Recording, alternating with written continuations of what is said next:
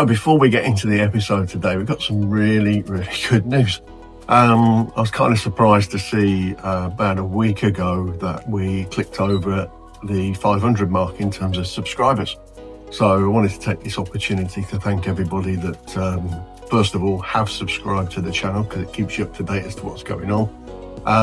But also just thank everybody for the views.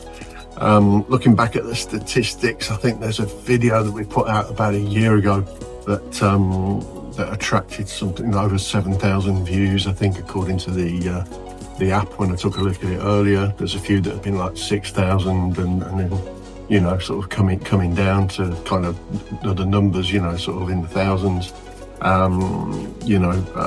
Some start off quite slow and then people go back obviously and watch videos again, and then people who've obviously got attracted to the channel during the course of the year have also gone back and watched previous episodes. So considering this is a channel dedicated to the classic lizard Canary, our living antique as we call it, I think 500 subscribers over the 3 seasons we've ran it now, or 2.5 really, and getting the kind of views that we're getting is really, really positive, and I hope it's encouraging people to come, not just come into the hobby, but come into the breed, of course. So again, big thank you from me. Just wanted to kind of say that before it gets into the main episode. So again, thank you again, and keep watching, keep subscribing, keep liking. It's greatly appreciated, and it kind of validates what I'm doing here. So thank you, much appreciated. Take care. So welcome everybody to episode 2 of series 3 of the classic lizard Canary. For those that don't know me, I'm Andy Beasley. So the purpose of the episode this week really is a quick update in the room on what I'm doing in terms of conditioning the birds, and a few other tips that I've kind of picked up along the way that I'd like to share with you from other people as well, if that's okay. Also, in terms of an update, based on a request from David Stevenson, in episode 1 this year, I showed the differences between 3 gold hens that I have here in the stud. I've done the same exercise on 3 silver males as well from in the stud. So one of them is a bird that I've bred myself, and the other 2 I've actually brought in as outcrosses, but they are related to the lines that I have here. So which I'll talk more about in later episodes when I talk about the pairings that I'm using this year. So that comes later on in the episode. You'd have seen in the written introduction that I mentioned the All British Show at the National British Bird and Mule Club that's held at Chesley and Hay every year. And my plan was to do an update from that. Unfortunately, that was cancelled prior to Christmas, linked to the DEFRA licenses linked to bird flu. It was rearranged for I think the penultimate weekend in January, and unfortunately again the license wasn't granted again, and the show was unable to take place. It's a show that has historical significance for me, because it's a show that I've been visiting at its various venues over many, many years since I was literally a teenager, having visited it originally when it was held in Bromsgrove many, many years ago. It's a well-supported show. It's a very well-run show. People I know personally are involved with that, and it's just part of the show calendar for me to go visit, look at the exhibits. I always strongly believe that the breeders that focus on breeding the captive bred native British birds, their mules and their hybrids, they're the particularly major challenges in the hobby, and by producing the results they produce, that's quite an achievement, and it should be celebrated. And unfortunately we won't have an opportunity with that show to do that this year by the look of things. So sadly, that's unable to take place, and I really hope it's not the shape of things to come throughout the season. Hope sense prevails, and I know there's a lot of people working extremely hard behind the scenes to hopefully get us some semblance of normality through the year from a show season perspective. Like I said before, many occasions, it's showing the birds for me. It's not just about the birds. It's about being at those venues, those events, and meeting people that you only get the opportunity to touch base with face to face over a number of years off, and come back exhausted from the shows just because of the amount of time spent talking and sort of hanging out with people. Really, it's a social aspect, and I really hope it's not impacted this year, because it's a key part of what we do, and it will be greatly missed if things change. So hopefully things change for the better. So that's me kind of off my little soapbox, and like I said, I've explained what's happening in the episode. Future episodes will have some content on some other birds in the stud as a comparison, just like David requested, which I hope is helpful. And again, in a future episode, I'll highlight the breeding pairs that I'm going to use as well. But in the meantime, enjoy the rest of the show. Thank you.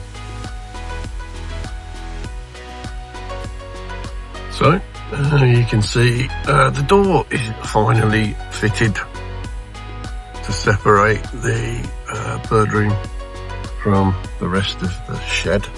Okay. I probably did make it a little bit narrower than I would have liked, but that encouraged me to lose weight, won't it? I put a few pounds on over Christmas, so already lost about 9 pounds, so I'm able to comfortably squeeze through the gap, thankfully. And I guess anybody that comes in that's a bit larger than me, well, they might have to wait outside, to be fair. So here we are in the bird room. Just going to close the door. You can see the birds in the cages. Part of the conditioning now. They've got a little bit of soft food today. I'm still on the plain canary diet. That's the hens. And there's the inside of the door, of course. Okay, just so you can see. So there are the hens. Like I said, a little bit of soft food in there today, part of the conditioning. Plain canary diet. Baths are on. And then you can see there, that's where I had a bit of conditioning seed. Finger drawers are there with some grits. And I also, once a week, pop in a little bit of conditioning seed that's soaked in, what's it soaked in? Lemon. Script on my head. Wheat germ oil. Which, my cousin, David Ewins, who very sadly passed away recently, used to call wheat germ oil Viagra for canaries. I started implementing it a few years ago. It's hard to tell whether it works or not, but I have to say fertility has always been really, really good in the bird room since I started using it. So I'll continue to do so. And part of his legacy and one of his tips, of course. A couple of things I wanted to show you. So the breeding cages are kind of prepared already now for when the season kind of starts.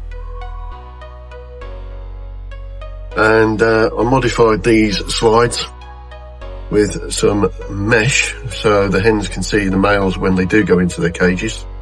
That mesh, by the way, if anybody wants to buy it, you can get it on Amazon or eBay or whatever, and it's actually embroidery plastic mesh.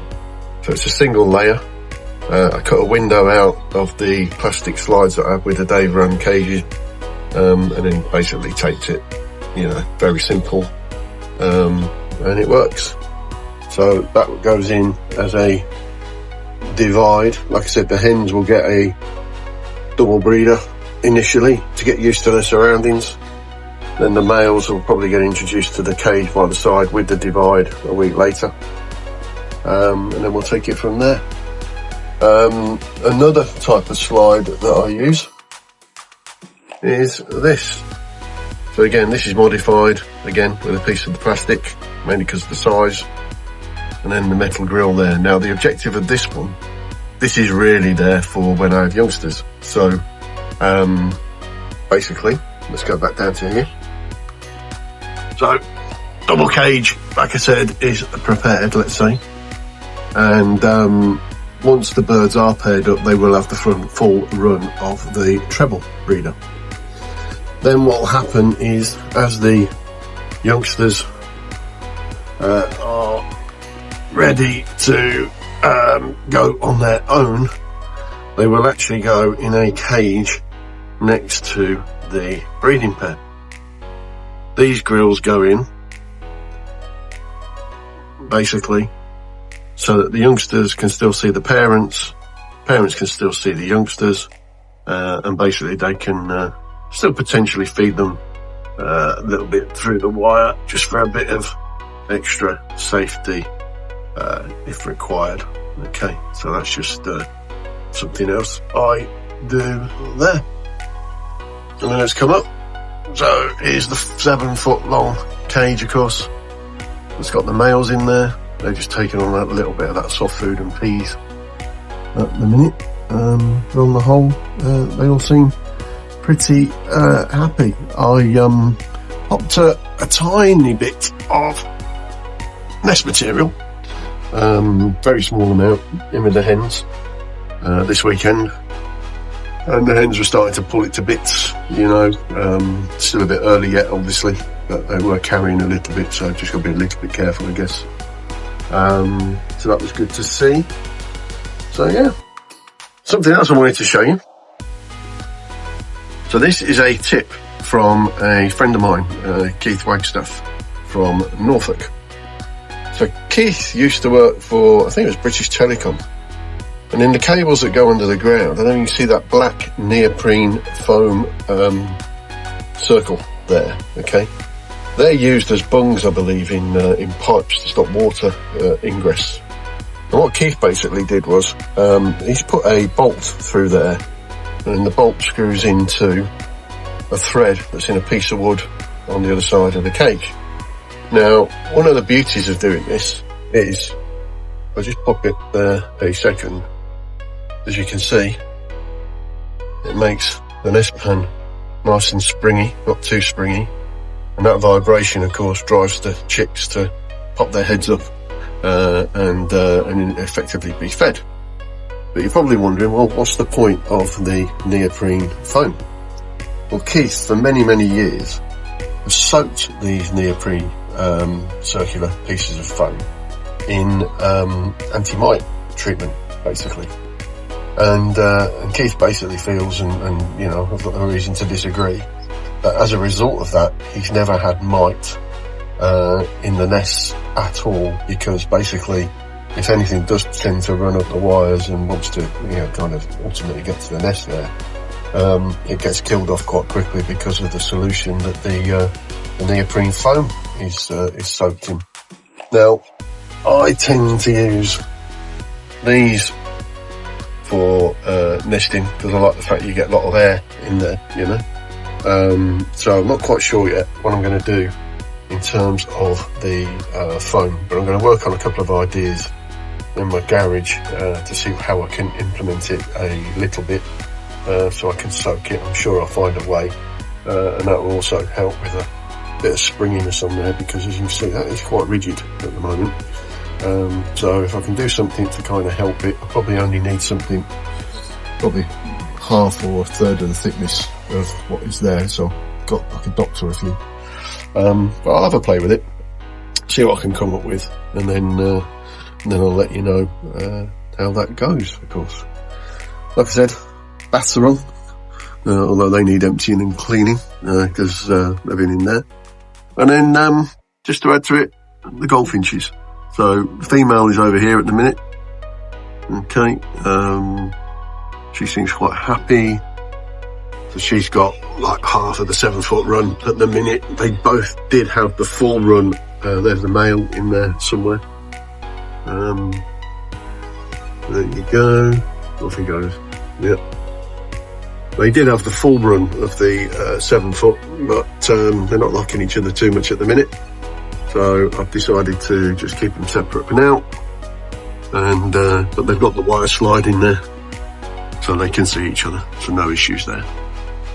So there you go. So that is where I am at the moment in terms of the setup in the bird room. Kind of all coming together nicely. Like I said, I came in today and I could hear the cocks starting to sing a good bit. So yeah, you know, I'm adding 30 minutes a day, not 30 minutes a day, 30 minutes a week to the lighting.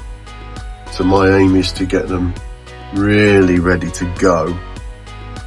I would say early March, you know, like I did last year, maybe mid-March at the latest. Valentine's Day, February the 14th, is where the cocks will go into the cage next to a hen. Okay, that's what I did last year, and I thought, well, I'll do the same again this year, and then let's see how we go compared to last year. But all in all, yeah, pretty happy. Birds seem happy, seem fit. And the only birds remaining now are the birds that I'm going to be breeding with, and one spare hen just in case anything goes wrong. Because you never know. You never know. And that's it. So that's the quick update. On the rest of the video, you'll see a little bit of footage coming up shortly regarding a few comparisons of gold males and silver males. So following on from David Stevenson's request I did on the last episode, where I showed you a comparison of those three gold hens that I'm really, really pleased with, particularly two of them. I've done a similar thing on the silver males and a couple of gold males that I've bred myself. Again, just to give you an indication of some differences and what I'm looking at there. As we say that, just looking in there, and I've got a gold hen feeding peas to a silver hen. What's going on there? Oh well, anyway. So yeah, that's the plan in the rest of the video footage. Obviously I put a little bit of commentary on at the beginning regarding the All British Show, which sadly was cancelled for the second time, and which is a bit sad, but again, you know, I've mentioned it earlier on the intro, and look forward to that being back to normal, hopefully at some point in the distant future. And let's hope this season we don't have too much of a negative impact from a showing perspective as well, because it is a key part of our hobby. And hopefully the intro that I explained earlier explains why the hobby is a little bit more to a lot of people than just keeping birds, breeding birds and showing birds. You know, there's a lot more to it, as I've already said in the intro, so I'm not going to repeat myself again. But yeah, that's why it's important to me, and I know it's important to a lot of other people. I'm just going to pop up here, and there's the goldfinch hen. Kind of hard to focus with these cages, I know. Very inquisitive about the male on the other side. With that then, I'll leave you to the rest of the video, and I wish you the best of luck, and we will speak again in a few weeks' time. Take care. So the first study this week is 3 silver males. 2025 number 10. There's a silver male with the green ring and a silver male with the brown ring. Ring number 10 is one I bred myself, and the other 2 have been brought in as related outcrosses for use in the 2026 breeding season. All the birds are colour fed, as you can see. All have really good ground colour. The first one is a non-cap. The second one probably is a broken cap. There's enough cap there for it to be a broken cap. So first let's look at the back. So ring number 10, as you can see, the spangles on the back are all over the place at the moment, whereas the bird with the green ring in the middle, they're lining up reasonably well, and they're not too bad on the brown ring bird on the right hand side as well. So looking at this, I'd probably go third with the with ring number 10, and then there's not a lot to choose between the other 2. Then looking at the fronts, well, ring number 10 actually is really well marked, really good breastwork. The bird with the green ring in the middle also has very good breastwork, as you can see. Very good markings, very good ground colour as well. And less so the bird with the brown ring. You can see some kind of patches in the middle.